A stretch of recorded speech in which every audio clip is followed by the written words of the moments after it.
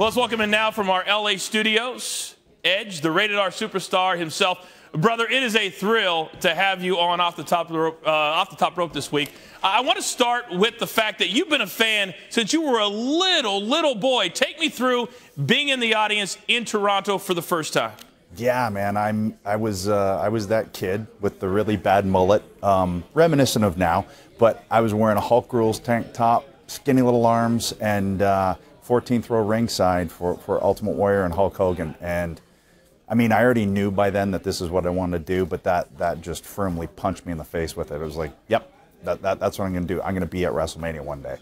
Well, and you did, and we just showed WrestleMania in 2000, WrestleMania 16, that incredible ladder match with the three teams. The mindset for you going into what at the time was the biggest match of your career?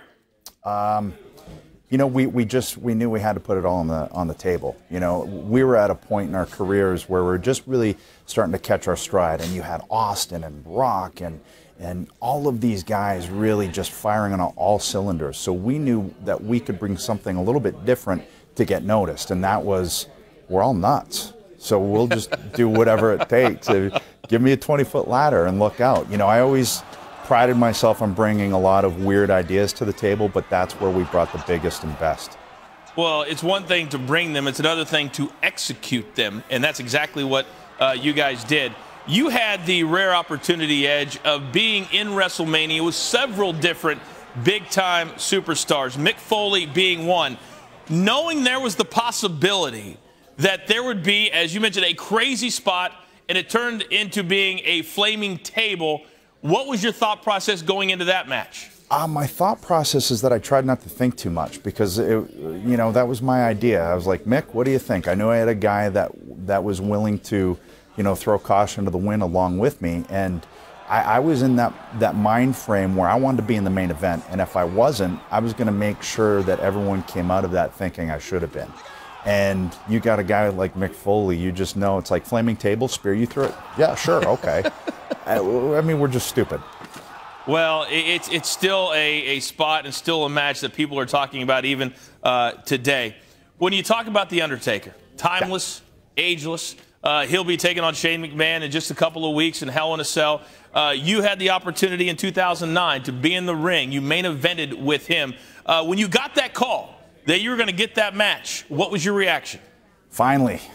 You know, this is what I did all of it for, was to get in that situation, especially with a guy like him. You know, the word icon is, that term's thrown around so much, but he truly is. He's the Johnny Cash. He's the Clint Eastwood of our industry. So when you know you get that call to get in there with him, you know you've done something right. So I remember coming down to the ring, man, and he was in the ring first.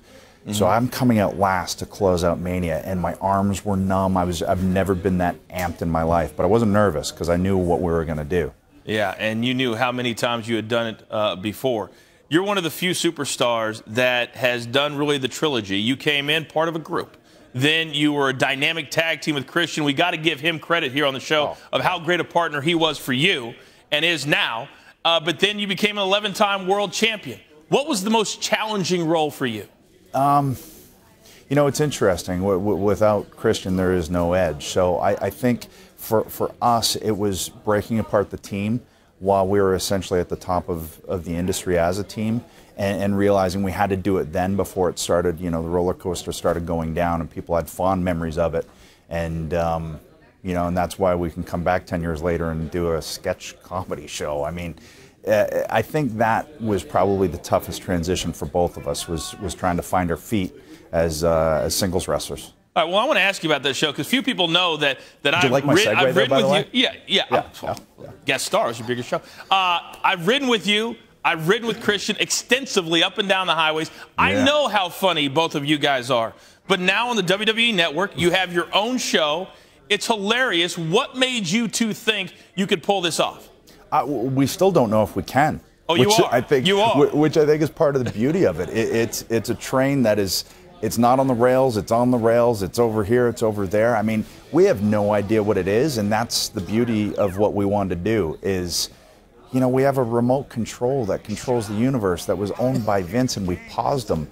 one thing that we wanted to do is that we're going to make fun of ourselves more than anybody else, but everyone is fair game. And you're going to see stuff where you go, did they really say that? Are they allowed to say that? And honestly, we don't know if we are. We just keep saying it. So if you enjoy nonsensical entertainment and just want to have fun, then this is your show.